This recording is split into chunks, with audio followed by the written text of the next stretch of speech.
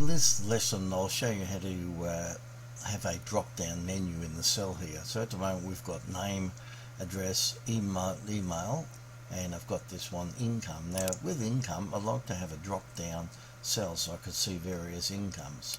So what you have to do, click on the plus down here to make another sheet, then right click and go rename, and I'm just going to rename this income. And in here I can put the different levels of income, so we'll say 50,000, say 80,000, 100,000, 120,000, and say 150,000. Okay, so they're my different levels of income.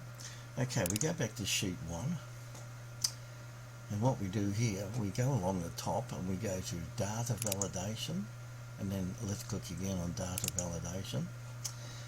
And in here we get this little drop down arrow and we go to list, and then click in this source box, just left click, and then select the income down here on the new sheet, and then left click on the first cell there and just drag down to the bottom one, and then just left click on OK.